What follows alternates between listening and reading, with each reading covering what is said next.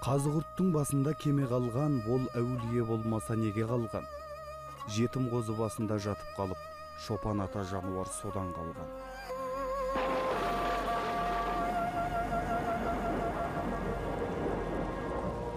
Дүние жүзілік топан су туралы аңыз жер шарының барлық халықтарында бар. Нұх пайғамбар бастаған кеме бір нұсқада Кавказдағы Арарат тауына тоқталған делінсе, екінші бір нұсқада Арабиядағы Жуда тауында қалған деседі. Қазақ аңызында 80 жұп 7 ай 7 күн және 7 сағаттан кейін Қазығұрт тауына жеткен делінеді. Бұл тау ел арасында Қазығұрт әулие деп аталады.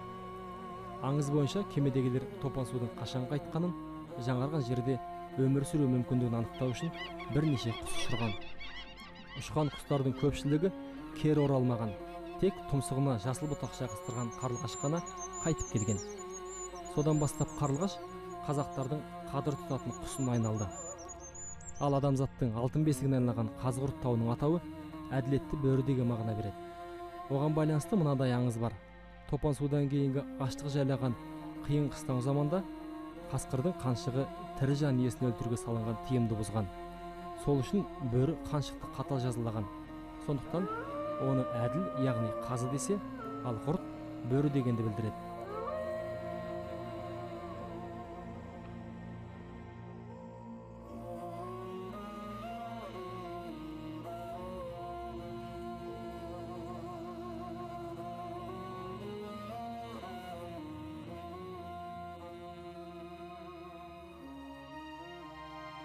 Аңызтаумен аттас Қазығұрт ауданы тарихи мәдени мұраларға бай өлкелердің бірі. Қабырғасы қай жылы қаланғанын ешкім білмесе де, халық игілігіне жарап тұрған бұл ғимарат сол сәулет өнер ескерткіштерінің бірегейі.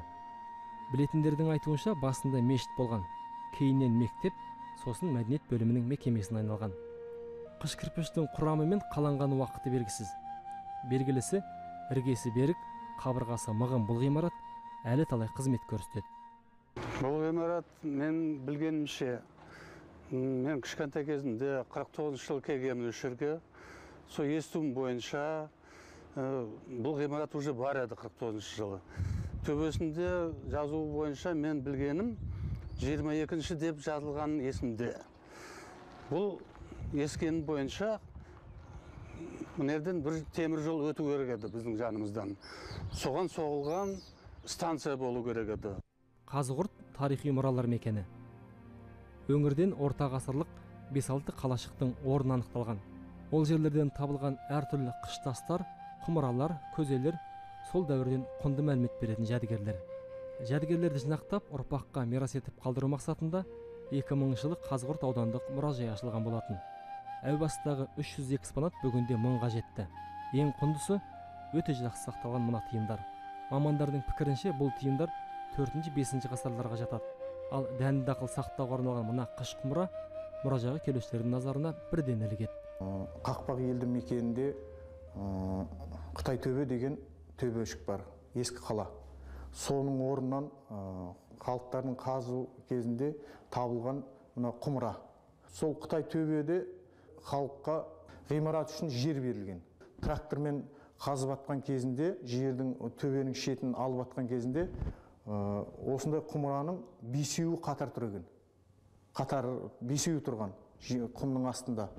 Трактор білмей жаңағы каушыменен жерді сыпырып келе атқанда 4-еуін майдалап өткенде, осы 5-сіне келген кезде ұштиып кетіп, сол жерде осылай төгіліп құлаған құмыра. Содан сол жердегі адамдар осыны теріп, шетке қойып, бізге хабар беріп, біз барып оны алып келіп, осында музейде реставрациялап, осындай қайтадан өз қалпына келтірдік.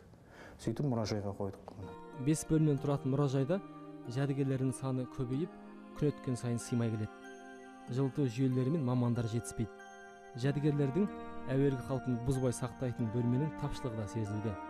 Соған орай мұражай қаржы табу мақсатында болашақта ақылы қызмет көрсетіп, қолөнер шеберлерінің бұйымдарын сататын арнайы дүкендер ашпақ. Бізде 3 түрлі құмыра бар. Бұл құмыралардың мына ең үлкені жұқа қабырғалы құмыра дейді. Бұндай ал мынандай қалың қабырғалы құмыраларда су, айран, сүт, май осындай әртүрлі сұйықты заттардың бұзылмауы үшін осындай қалың қабырғалы құмыраларда сақталған. Ал мына құмыра осындай сұйықтық заттарды тасудан, алыстан әкелуде пайдаланған. Осындай екі құмыраны үлкен қарамалдардың екі жағына жіппенен жеккен байлап. Сонда мына жері сүйір болып тұрғанның себебі сол қарамалдың жамбасына тиіп шайқалмау үшін осындай жасалған. Ауызы жоғары жақта болып, мына жерде малдың қарнына жабысып тұрады. Сонда шайқалмай, төгілмейтін жағдайға сонда ойластырылып істелген сұйықты зат тасу үшін жасалған құмыралар.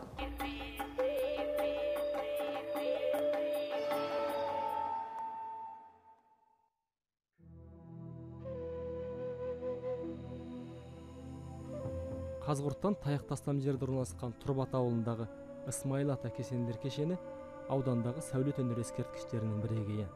Шамамен 12-13 ғасырларда ғұмыр кешкен Исмаил ата ислам дінін уағыздаушы шейх, ғалым, әулие адам болыпты. Ол 20 жасында қалмақтарға тұтқынға түсіп, 20 жылдай қой баққан. 40-қа қараған шағында тұтқыннан босап, Бұхарада білім алды. Сосын қалған өмірінде халықты имандылыққа тәрбиелеумен айналысқан. Ғибратты ғұмыр кешкен Исмаил ата 120 жасында дүние салды. Исмаил атаны бұл өмірдегі негізгі атқарған жұмыстары халықты исламға уағыздау және отырақ өмірге тәрбиелеу болып есептелінеді. Бұны бір жарқын дәлелі ретінде біз мына осы жерден 9 километр қашықтықта батыс жақта жайғасқан Шарбұлақ ауылына келтіруге болады. Себебі сол жерге халықты қоныстанған кезде ол елді мекенді ағын су өте аз мөлшерде болған. Сол кезде Исмаил ата сол жерді көрсетіп, мына қауын егіп, диқаншылық жасаңдар деп, сол жерді көрсеткен екен. Жаздың күні шілдеде су тартылып азайған уақытта халық кеп Исмаил атаға, мына сіз көрсеткен жерде су жетпей жатыр диқандарға. Енді не болады дегенде, үлген таяғымен аса таяғы болады. Сол таяқпен 4 жерге таяқты сұққан кезде 4 бұлақ атқылап шығады. Содан мына Шарбұлақ елді мекені қазір үлкен бір әкімшілік болып, бір қауым ел болып тұр. Орта ғасырлық архитектуралық кешен 14 ғасырда Әмір Темірдің әмірімен салынған. Жергілікті Түркістан архитектура мектебінің дәстүрін бейнелейтін шатыр тәрізді жабындылар ескерткішке ерекше сән беріп тұр. Кезінде қараусыз қалған кесенеге 1982 жылы халықтың көмегімен аз-маз жөндеу жұмыстары жүргізілгенімен әуелгі қалпына келмеді. Сосын 2003 жылы мәдени мұра бағдарламасы бойынша бұл мазарға реставрация жасалды. Исмаил ата архитектуралық кешеніне кіретін Қошқар ата, Жәбірел ата кесенелері мен намазхана, шілдеханаларда толықтай қайта қалпына келтіру жұмыстарына өтті. Кесене төңірегін көгалдандыру, көріктендіруде қолға алынды. Исмаил ата кесенесі биіктігі 15 метр. Қыштары сол 14 ғасырда Түркістаннан қолма-қол алдырып қойылған, сол қалпында тұр. Ылғалға өте төзімді. Енді бұл кесенені қайта қалпына келтіруді біз 1,5 метрде топырақты барын алып тастадық. Сол жылдар өткеннен кейін топырақ басылып, көміліп қалған еді. Есікті ашып, неғаннан кейін. Мынау Қайыт Қожа оғлы Рустам Қожа дейді, осы Тұрбатта исламды уағыздаушы азамат болып, мешіт алдырған екен өзінің қаржысы есебінен. Сол үшін оны халық Исмаил атаны алдына жерлейік деп шешім қабылдаған екен, сол жерге бұл кісі жерленген.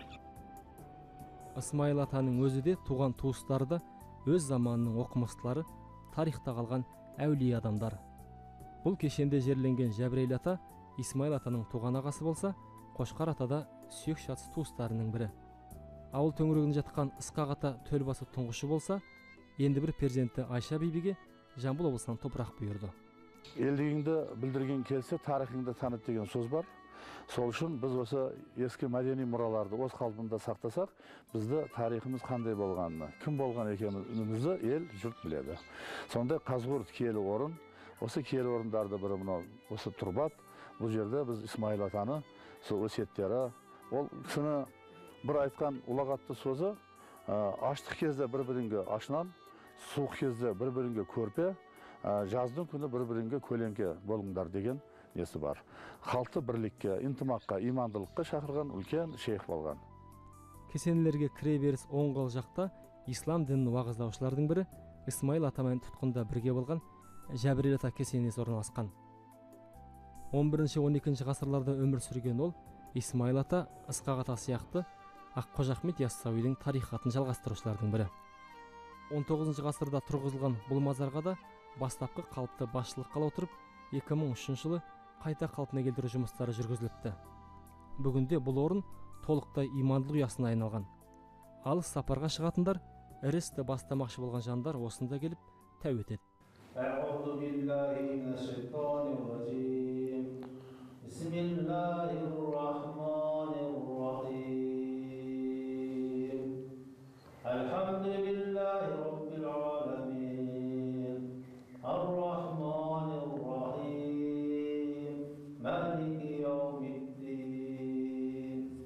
Ысмайыл ата кесенелер кешеніне кіретін тарихи орындардың бірі намазхана.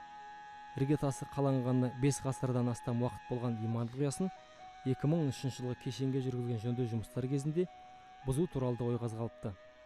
Бірақ реставраторлар халықпен ақылдаса келе дуалын қышпен өруге, төбесін қайта жабуға келіскен.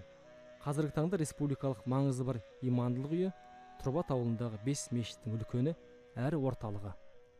2000 жылдан бері осы жерде 60 балада имандылық сабағын оқиды, шариғат үйреніп жатыр, Құран үйренеді, айт намаздарында, жұма намаздарында қатысып тұрады мына. Енді қазіргі кезде мектепте мына жазғы демалысқа шықты, тағы да балдар келіп қосылады, жас балдар. Кері тартпа ағымдарға қарсы осы имандылықты үйретіп, имам Ағзам Абу Ханифа мазхабын үйретіп жатырмын. Осы жерде көптеген балдар оқиды. Соның нәтижесі қазір пансионат дейді, мына қаридықты дайындайтын, Құран хафиздарын дайындайтын Шымкент облысында медреселер бар, соған 2-3 баламыз барып қазір оқып жатыр. Олар да мектепте оқиды, 6-7 сыныптың балдары. Сол мектепте оқиды, әрі сол жерде пансионатта оқып, ілім алып жатыр. Ысмайыл атаны халыққа танытуда жазушы Қалаубек Тұрсынқұлов, география ғылымдарының докторы Сейдуалы Тілеуқұлов елеулі еңбек сіңірді. Алайда мешіт имамы оның жеткіліксіз екенін айтты. Міне осы жерге келгелі осы Исмаил атаның тарихымен танысып жатырмын. Бірақ көптеген деректер ашылмаған екен. Осы жақында менің естуім бойынша осы жерде жатқан Жәбірел атаның ішіндегі көптеген құнды кітаптар болған, тарихтары болған. Сол кітаптарды мына шетел жақтағы, мына Тәжікстандағы, Өзбекстандағы ағайындарымыз алып кеткен, сатып алып кеткендер болған. Исмаил атаның тарихы толық шығу үшін, жастарға үлгі болу үшін, елбасымыздың жаңағыдай тарихи мұра ескерткіштеріндегі бағдарламасы бойынша сондай толық мәлімет алуымыз үшін сол алған кісілер жаңағы кітаптарды осы бізге қайтып берсе екен, болмаса ақшасына сатса екен, әйтеуір алатын едік. Кесенелер кешені орналасқан Тұрбат түркі мәдениетінің тал бесігіне айналған тарихи орындардың бірі. Ауыл Ұлы Жібек жолының бойында қоныс тепкен. Үндістанда Ұлы Моғол мемлекетінің негізін қалаған Темір әулетінің ұрпағы Захир ад-Дин Мұхаммед Бабырдың Бабырнама шығармасында осы Тұрбат ауылына келгенін, онда Исмаил ата, Ысқақ ата кесенелердің бар екенін жазады. Осындай телегей теңіз тарихқа толы ауылдың оңтүстік шетіндегі төбеде Ысқақ ата мазары бар. 2 күмбезді кірпіштен соғылған сағананың салынған мерзімі әлі анықталмаған. Шатырмен жабылған порталды күмбезді құрылыс бір кездері дуалмен қоршалған. Кесенеге 90 жылдар жөндеу жұмыстары жүргізіліп, ағаш есік пен еденге плиталар төселген. Құрылыстың архитектурасы Исмаил ата мазарына ұқсас. Ауыл тұрғындарының тұжырымдары бойынша мұнда жергілікті діни қауымның пірі Ысқақ ата жерленген.